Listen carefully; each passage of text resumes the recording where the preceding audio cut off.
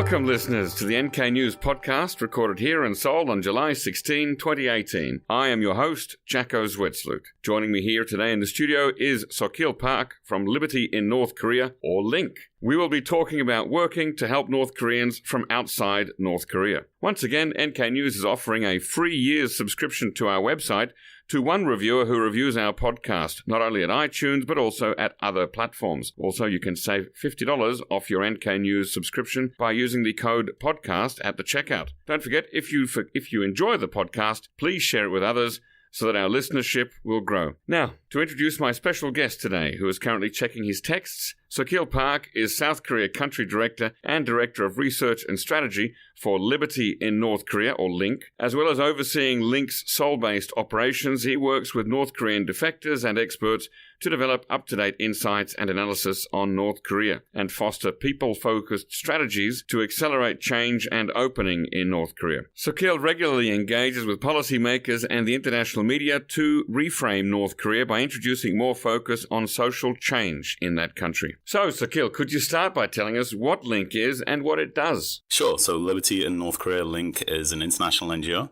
We're headquartered in the US. I head up the Seoul office here, and then we have field staff on the ground in Southeast Asia. First of all, we're working with North Korean refugees. So, of course, people who are escaping across the river into China and then face the threat of exploitation or even being caught and sent back to North Korea. So we have networks on the ground in place to bring North Korean refugees all the way through China and Southeast Asia to safe and free resettlement in South Korea or the United States. And then we work with people on the post-resettlement side a little bit as well to try and ease their adjustment into their new lives. Of course, they're coming from very different culture and society, so there's a bunch of things that they have to learn and navigate and adapt to in their new lives. And then beyond that, we also work with people who've come from North Korea to try and help them share their stories with the world, and thereby to kind of change the narrative on North Korea, bring more focus, not just on the traditional areas like Kim Jong Un and nuclear weapons, but to the North Korean people themselves. And so North Korean society, North Korean culture, how things are changing, and the North Korean people's agency in that. So that involves a variety of different media strategies. Some people call that sort of the Underground Railroad, harking back to the movement of folks who helped the escaped slaves go up to northern cities during the U.S. Civil War. Would that be sort of an accurate analogy? Yeah, I think that analogy resonates with a lot of Americans in particular that I think study that in school. So sometimes we've made that reference, but there's going to be similarities, I guess, to a lot of different cases of systematic kind of people smuggling, or I guess you could say ethical people smuggling, bringing them away from danger and to safety and to freedom. I mean, obviously, without giving the game away too much, but how out in the field do you find North Koreans who are on the run? I mean, they're not on a Facebook group. They're not walking around with signs saying, "I'm from North Korea, help me get to any other place." How does that first contact usually, is there a usual vector for first contact? Yeah, it's a good question. And there's a couple of vectors, I guess. The first way is, we do have contacts on the ground that are able to identify these kind of people. They have their own networks.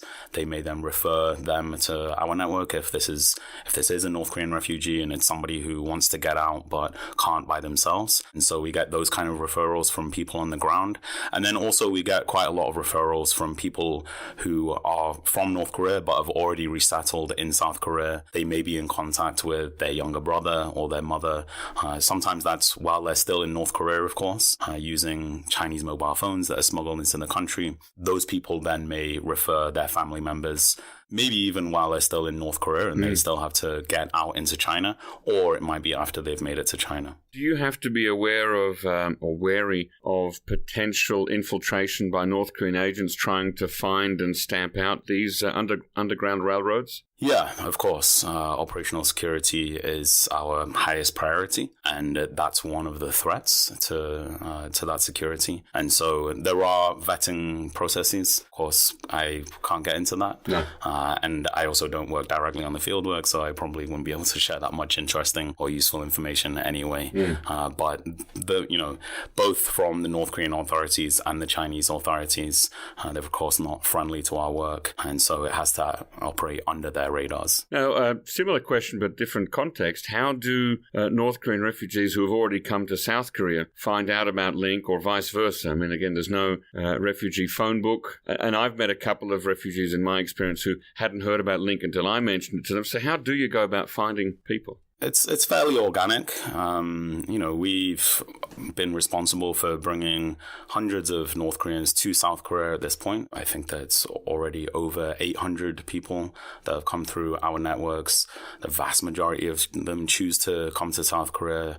A small number go to the United States. So that's North Korean refugees and some of their children that are born in China as well. So technically not North Korean refugees themselves. And so those people are obviously familiar with us as an organization. And then there's also just, another, I don't know how many hundred people who have been in contact with us in some way, maybe participating in one of our programs or working on some kind of project with us. And so there's definitely North Koreans out there who aren't familiar with us, including people who have resettled in South Korea. But I would say that the population that are familiar with us or maybe have heard of us to some extent is probably growing year by year. And how does Link differ from other organizations that help North Korean people? And do you liaise with or cooperate with other organizations? Yeah, so we don't really have kind of official partnerships with specific organizations, but there is quite a lot of information sharing, informal, and it's quite a lot of the time it's kind of based on personal relationships between the leaderships of these organizations. I mean, in my experience, both internationally and in South Korea, it's not a huge world, right? I mean, you probably know a lot of these NGOs and the people that work there. After working on this issue for a while, you tend to get to know personally these people, and then so can kind of informally, even if there's not an official collaboration or alliance, find ways to help each other out and share resources or information. There's maybe not one specific way that we differ, but a bunch of different ways that in total, in combination, may make us a little bit different. One is that we aren't originally based in South Korea. Most of the NGOs, for obvious reasons, that work on North Korea are based in Seoul, South Korea. We're originally founded in the United States. So we're actually one of the few organizations that's dedicated to the North Korea issue that has offices in different countries. We're, in general, a fairly young NGO, although sometimes I don't feel like that these days. We're also non-religious and non-political, and that extends as far as not receiving money from any government, whether it be the US or South Korean governments. And so, there are different organizations that may be similar to us in certain ways, but in total, those are maybe some of the ways that mark us out. Now, you work with North Korean refugees, but you prefer not to use the word defector. Why is that? Well, actually, I kind of use both. I use the terms somewhat interchangeably. I think that in English, as well as probably in Korean, there's no perfect term. Whether it's defector, refugee, they all have specific connotations. For some people, it may sound quite political. The term refugee, for some people, I think, can be disempowering. It can kind of connote a victim and somebody who is, temporarily fleeing from a situation. And so if a North Korean person is resettled in South Korea, then after how many years you stop calling them a refugee, if they've been living here for 10 years, for instance. So I kind of mix it up. I say, somebody who's come from North Korea, or maybe a resettled refugee, or whatever it is, to try and not stick on one label that might be problematic. And that's also a debate that we've seen in South Korea in the Korean language, isn't it? Is what to label them. There's been different terms throughout the years that different governments have used. Is Setomen one that's the newest one that I can think of that came out during the Sunshine Policy period when Roh Moo-hyun was president? Is that still in use? I mean, has it been adopted by the community of people from North Korean hometowns? That's not a bad one, actually. People from North Korean hometowns. Can we use my phrase from now on forever? Amen. We can maybe find a way to shorten that down a little bit. So Setomen, as you said, is associated with the Sunshine Policy. So it's actually going back a little bit, a few years. Since then, the South Korean government has used 북한 이탈 탈주민, so North Korean residents who have escaped. And that's obviously a bit of a mouthful. And so people droning down to 탈북민 or 탈북자. Basically, there's no term that everybody loves. And so, I don't know, I think that one of the things is maybe just not using defector or refugee as a catch-all title, because at the end of the day, these people are individuals and they may have gone through a refugee experience, but that may be the most difficult thing that they've gone through, or one of the most, and so it doesn't necessarily serve their interests or everybody's interests to label them with that for the rest of their lives, and kind of to potentially constrain them by really using a very kind of sticky label like that. It's a good point. So what can we learn from people with North Korean hometowns? Well, I think that, North Korea famously is maybe more of an information black hole than a lot of other countries. It's not completely an information black hole. There's all sorts of ways that we can learn from people that visit the country, foreigners, and from satellite imagery and so on. But I think that a lot of our useful information about North Korea has nonetheless come from people who've, fled the country and then resettled in other countries, whether that be about the day-to-day life and how the political system constrains that. Even a lot of understanding of North Korean ideologies, the human rights situations, humanitarian situations, of course. A lot of what we know, I think, about North Korea is thanks to North Koreans who have left the country and then been able to share that. So they're our best source for getting up-to-date, accurate information out of North Korea? Yeah, if we had to go down to a single source, I think that the so-called human intelligence that they bring out with them, of course, there are all sorts of caveats on that, and it benefits more to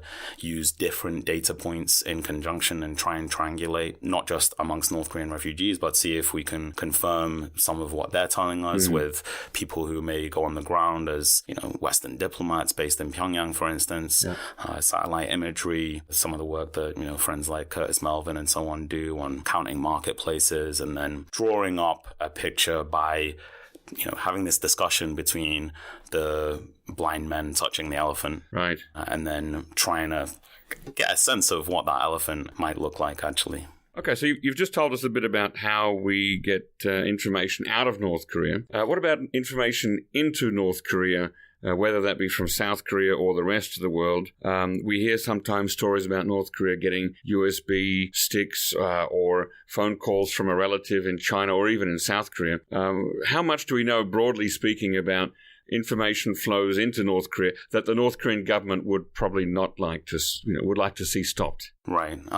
It's very hard on this question to give a lot of quantifiables, especially in terms of what's happening across the whole of North Korea. Right. In terms of those ground level, social, cultural realities and what's in people's heads and how much people have learned, what they're thinking and so on, especially if you get away from northeast provinces in particular, where more North Korean refugees do hail from, it's harder to say. And so it's maybe a little bit easier to point to some trends and say the kind of phenomena that are happening and what we can learn from North Korean refugees without saying that this is universal or it's happening to a rate of 50% or whatever percentage we might try and kind of pluck out of some kind of methodology. And so the long-term picture does seem to be that, and this is long-term as in since the 1990s, North Korean people have had increasing ways of being able to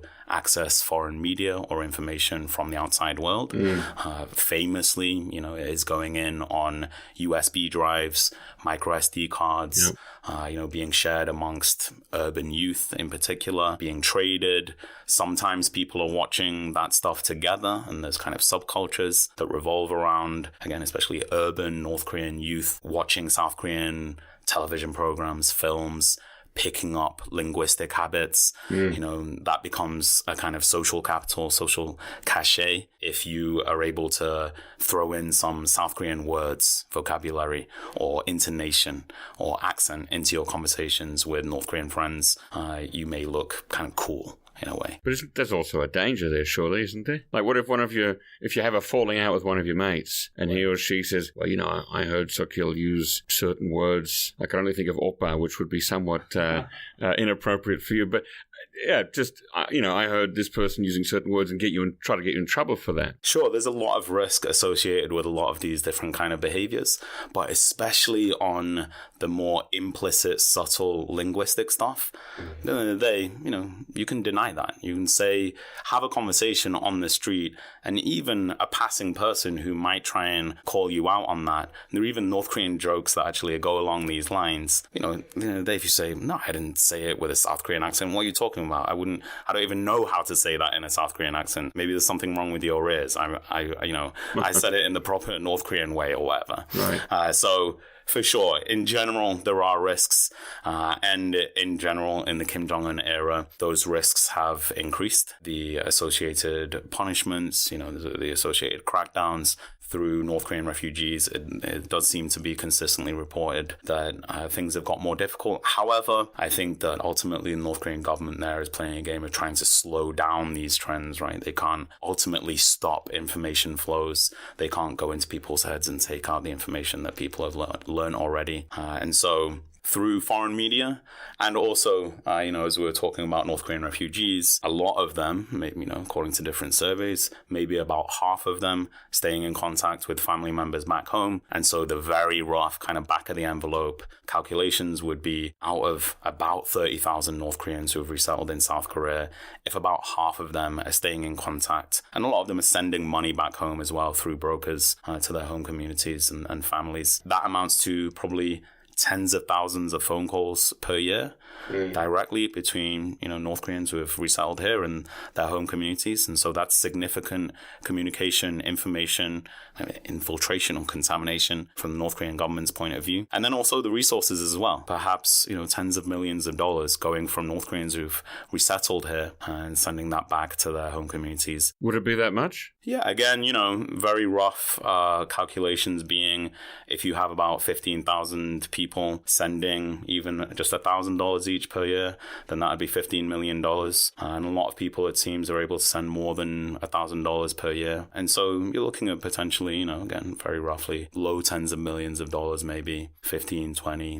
Which must be an indirect help to the North Korean economy, right? I mean, presumably, if you were Kim Jong Un, you'd kind of secretly welcome this inflow of capital, wouldn't you? It's going to be a double-edged sword, right? So it's going directly to the North Korean people, especially in those cities that North Korean defectors hail from. Some of it will be going to the North Korean authorities in the form of bribes and so on. But in general, it's going to be going into very much kind of grassroots market economy in North Korea. And so to the extent to which Kim Jong Un and the top policy elites see that as a potential threat, and it does seem like they see that contact in general, cross-border contact between North Koreans who have left the country and their home communities, they see that as a threat. And so increasing the kind of crackdowns and pressure on those phone calls being made, using kind of man-in-the-middle technology to try and surveil those phone calls, even though they're happening on the Chinese networks. In general, border security does seem to have been a priority under the Kim Jong Un administration. And so it's probably kind of a double-edged sword, but overall, they're probably trying to crack down more than anything. Now, tell us about the documentary film, The Jiangnan Generation. What's it all about? Where can people see it? Sure. So The Jiangnan Generation is our latest documentary. We actually released the English version late last year with the Washington Post. So if you search The Jiangnan Generation, you'll be able to see it on the Washington Post site, or we also have it on our own sites. And so it's up there on Vimeo and so on.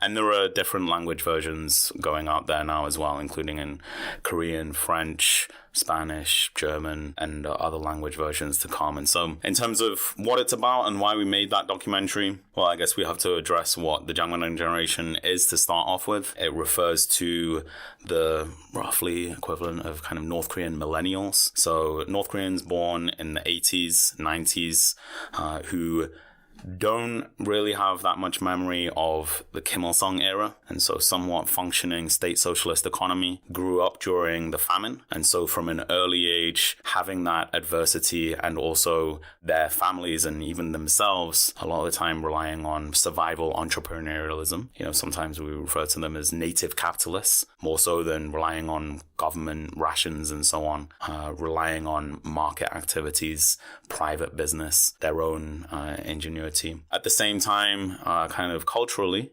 having this unprecedented access to foreign media, South Korean films, Chinese films, television programs, and so on, being smuggled into the country. And in fact, for people in some families, they will have probably received less schooling as well. In the 1990s, a lot of schools effectively stopped functioning, or they were only partially functioning. They really grew up in a different society, economy, and culture to their parents, and so we would expect there to be some kind of generational differences, and they report that themselves. In fact, the reason why I first got interested in the Jiangnan Generation as a concept was younger North Koreans telling me that they feel like they're different to their parents' generation, and that they felt like that was important for me to understand if I'm trying to understand North Korean society and how it might be changing. And so we thought that was a really interesting concept and kind of an encapsulation of a lot of different ways that North Korea is changing on the inside through the agency of the North Korean people. And also I think that's something that people can kind of understand, right? People understand that in South Korea, in the United States, anywhere around the world, there is generational change. And so why wouldn't there be that kind of change in North Korea as well? And so using that as kind of a bit of an easier in to understanding social change phenomena in North Korea as well. What does the media get wrong about North Korea with all this information out there? I think that the media gets probably less wrong than they used to, broadly speaking. And of course, maybe to give some credit to some of our friends in the media,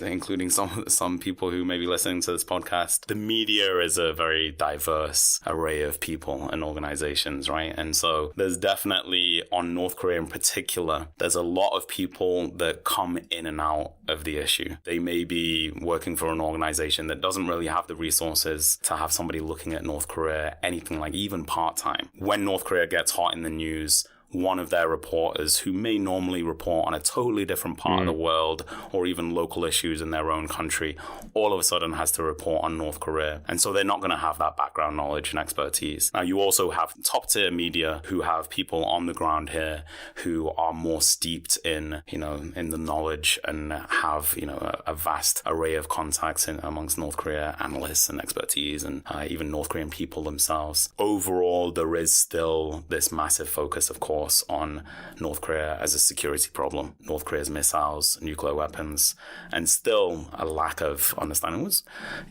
to some extent, understandably, of North Korea as a society, as a culture. I mean, for starters, it's the North Korean government that's to blame for that. They intentionally make their country and society hard to know from outsiders, and also through the process of isolating their people from the outside world. One of the reasons why maybe we've not made sustainable progress, or as much sustainable progress as we would have liked, as, quote unquote, we in the international community, concerned governments and so on, is maybe not having a sufficiently holistic and broad-based kind of strategy on North Korea. A lot of the time, the world deals with North Korea as a security problem, as a dictator with nuclear weapons and missiles, and we don't like that, so try and handle that. Of course, North Korea presents security problems, but it's a country.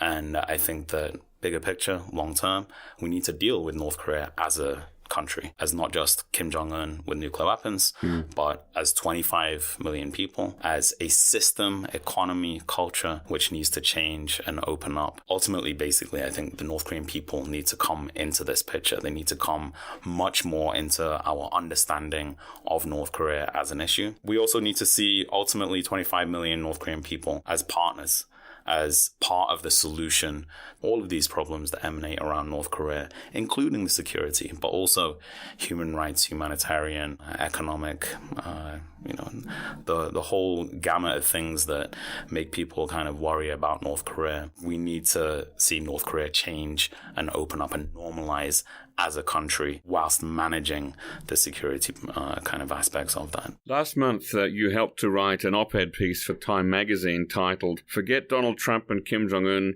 Here's why the people of North Korea are the real solution." Now, bearing in mind that it's quite possible that you didn't write that headline yourself, but that was a sub-editor at Time magazine. What do you think of the recent summit meetings between North Korea and South Korea and between North Korea and the USA? The summits have been positive. This is a positive direction. A lot of it is the start of a process, I think. And there's some positives in there, but I think that in terms of maybe the missed opportunities to start off with all the way back before the first Inter-Korean summit, Foreign Minister Kang here explicitly telegraphing that human rights would not be on the table. And so signaling that very strongly, not just to the North Korean government, but to the whole world. And then we also have, of course, in the United States, a president who doesn't seem overall fundamentally to be that concerned with human rights issues, especially, rights issues of people that aren't Americans. It's, broadly speaking, I don't think that's a controversial point. We have kind of disempowerment of a human rights framework. A human rights framework is not the only way to try and work for the betterment of the North Korean people's lives. And there are a lot of different things that I hope are pursued. Human rights, as a framework has been built up over the past few decades in the United Nations, and the importance of that and the importance of not taking out when it just becomes a little bit inconvenient. I think that it can be useful in our dialogue with the North Korean government. The South Korean government, the US government, not really prioritizing it and even explicitly deprioritizing it. I think that disempowers even other actors, including the United Nations, including maybe nations of the European Union, that may be more minded to use that framework in their engagement with North Korea. That might have kind of been diminished in this process. So again, I don't think that we're going to fundamentally solve the security issues just by dealing with Kim Jong Un and, having this narrow focus on nuclear weapons and missiles. I think a lot of analysts at this point that think that we're not going to have 100% denuclearization completely verified and, the whole CVID thing. And so we need this long-term approach that hopefully leads to, and I think fundamentally has to lead to, change, opening, and normalization of North Korea as a country in the international community. So it's about a full relationship.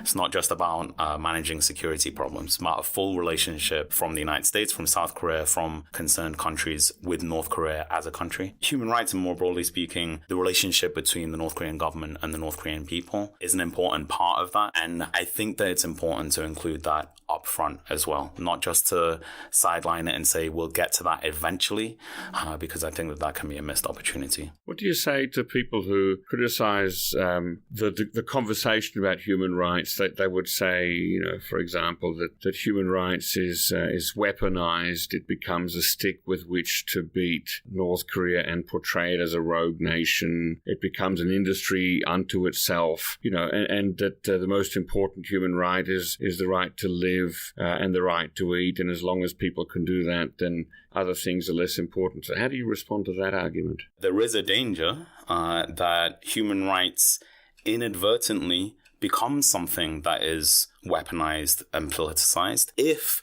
at the time that we can actually engage with the North Korean government, we throw that off the table. If it's only something that we raise when, quote unquote, the international community, the United States, South Korea, or whoever wants to pressure the North Korean government, and then it's raised at the United Nations, and then the North Korean diplomats, of course, come back with that, time-tested authoritarian government's argument that this is a political tool. It's not something that Western governments actually care about. It's just, to make other countries gang up on us and isolate us and so on. There is a danger that we confirm, to an extent, that argument. We empower that authoritarian government's argument that it is a tool, and we don't really care about it if we don't include it consistently when we have an opportunity. Not saying it, taking it off the table is a message in and of itself. And you're essentially saying that's not as important. We're going to focus on these security issues.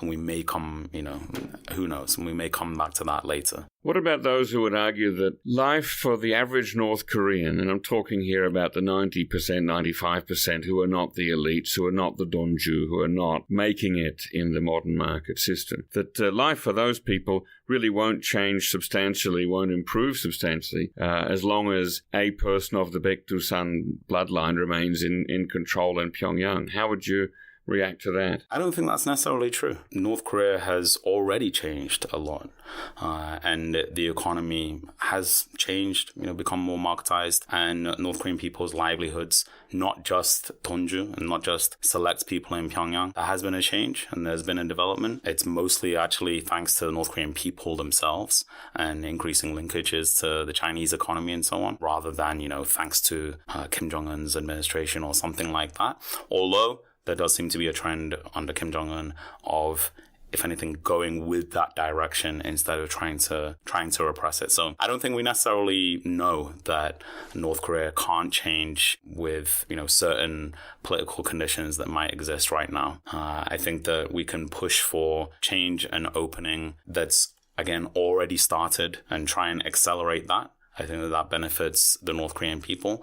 Now, it may be that at some point that change becomes more radical and there is a change in, the makeup of the top policy elites. And that could lead to more radical economic and social change and, increase in human rights and so on as well. I think that there are different pathways, but even if you want more radical change, I think that pushing for gradual change doesn't contradict that. Well, what would it actually look like to have the North Korean people have growing influence in Pyongyang's policy decisions? I actually think that the North Korean people don't have zero influence in the North Korean government's policy considerations. Things change in North Korean society, and the North Korean government reacts, and sometimes they have proactive strategies. I think that one of the things that we're seeing long term, I think this is a reasonable hypothesis, is that Kim Jong Un has a long-term kind of game plan. He's, at the end of the day, he's 34 years old right now. He probably has to think about another 4 or 5 decades in charge. He probably understands that the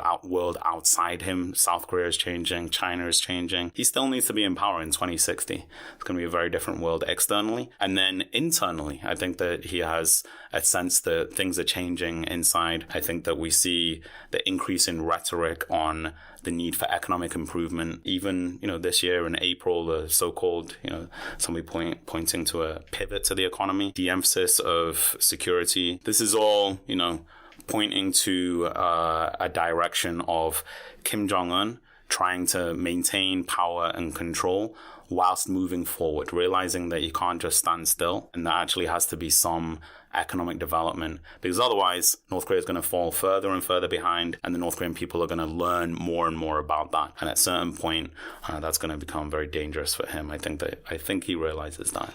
If you'll permit me, I'm going to make an analogy here, bearing in mind that all analogies are imperfect, and so it's very easy to pick holes in any analogy. I'm just going to compare North Korea for a moment to another country that recently hosted the World Cup. In that country, if you have money, you can do a lot of things. You can get away with a lot of things, just like you wrote in your article in Time magazine in North Korea. If you've got money, you can do just about anything. But that doesn't mean that the ordinary Russians, I've said it, have influence in Moscow's policy decisions. In fact, New York Times journalist Masha Gasson recently said on the Sam Harris Waking Up podcast that Russians don't have any opinions. They just repeat the last thing they heard on television.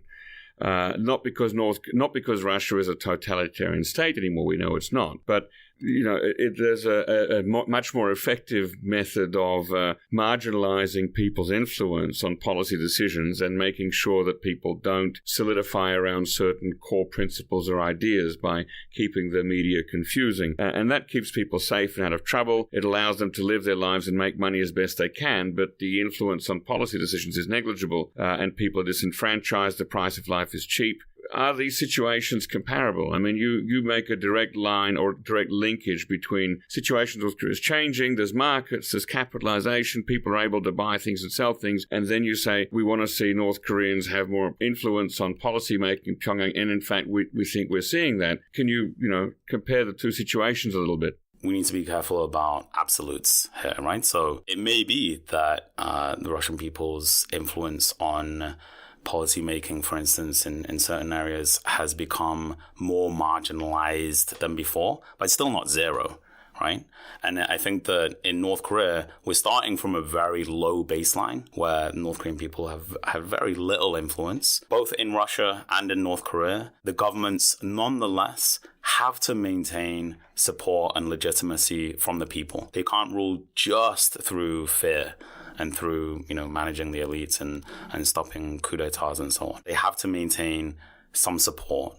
And the people have to buy into, the country is somehow going in the right direction. There is legitimacy for this leadership and so on. And so that's where I put it. It's very low level, but it's non-zero.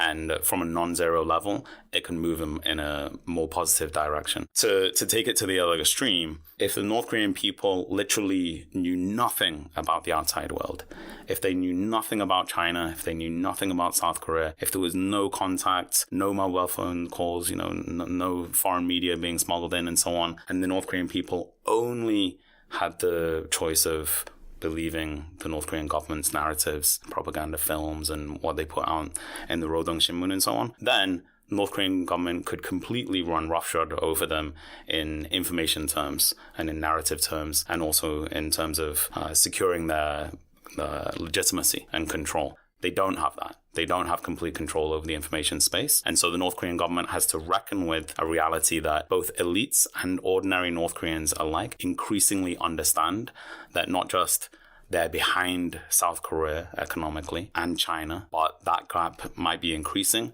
and they increasingly understand the reasons for that. That eats into, it degrades the potency of the North Korean government's ideologies, narratives, and North Korean government's legitimacy and support. Now, I've been reading Tae-Yong Ho's memoir lately, and also Chu Dae-hwan's book, A People's History of South Korea. And I think both of them, and you see this in other texts as well, that they both advocate basically flooding North Korea with as much information as possible, hoping that or expecting that will trigger the North Koreans to rise up and throw off the shackles of the Kim Jong Un administration. I think administration is perhaps a kind word. Many would say the word regime, but let's be diplomatic today. What do you think about that? Do you see that as being something that's possible simply through flooding North Korea's information, that people will rise up and overthrow the North Korean system or force a leadership change? Do you think that's something that we should be encouraging? Yeah, I think that increasing North Korean people's access to information, ideas, and media from the outside world is, of course, a positive thing. That in itself is an improvement in their human rights. It's an improvement in their right to access information and even cultural rights. And then it also leads to these other secondary kind of consequences, including, in the long term, pressure for, change in North Korea, empowerment of the North Korean people to think for themselves and to think of alternative realities and different futures for their own country. Who knows? At some point in the future, that might lead to public resistance against the North Korean government's control, or maybe by waypoints, maybe through resistance on local issues. There's no resistance in North Korea, right? There are different forms of low level, sometimes more implicit, sometimes disorganized, sometimes local issue kind of protests or resistance. So there's not nothing. And so it's not impossible for then that to increase. I don't think that necessarily there's a straight line in between information and then a mass popular movement to overthrow the government. I think that one of the things that we have to reckon with on North Korea is it really has an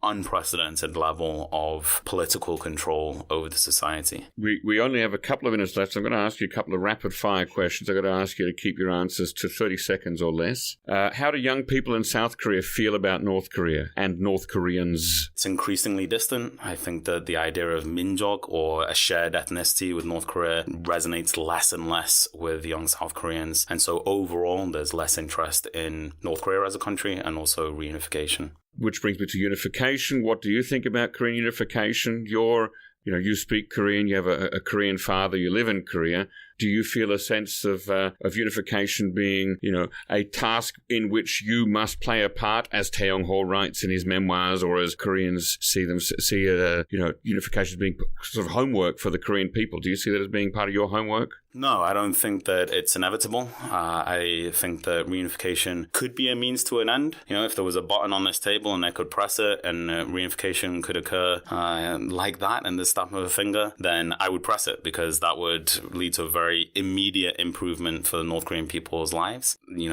I don't think that that's the only way to secure improvement in North Korean people's lives either. So how do you dialogue with South Korean youth to keep them interested? You just mentioned that they're becoming more and more distant. I guess in order for Link as a movement to continue to grow and flourish, not only in South Korea but in other places, you have to keep people interested. How do you do that in South Korea? Well, thankfully, there are, a kind of niche of young South Koreans that are interested in North Korea. And so we have kind of a foothold that we can build on. And then it's just, I think, classic social mobilizing kind of campaigns. I think that one of the important things in South Korea is to open up the old frameworks that South Korean society and media and politics have interacted with North Korea through, and make it a lot more focused on the North Korean people as people, and try and gives young South Koreans opportunities to build empathy with their North Korean peers. I'm going to finish up there. Thanks very much to Sokeel Park for joining us today in the studio. Thank you very much for having me. And don't forget, listeners, you can listen to all of our shows as well as read full bios and show notes on our website, www.nknews.org. In fact, I'm going to have Christina put up links to Link and also the Jiangnan Generation and maybe even the Time magazine article that you co-wrote last month on nknews.org. NK News, of course, is the leading repository of North Korean news, research, and analysis, and we hope to see you there. And you can send feedback, comments, questions, or guest suggestions to podcast@nknews.org. Our podcast is produced by Arias Dare and facilitated by Chad O'Carroll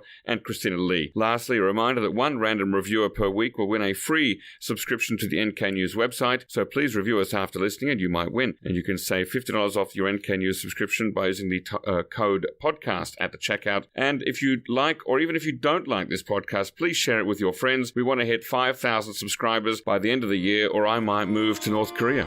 Thanks very much, and listen again next time.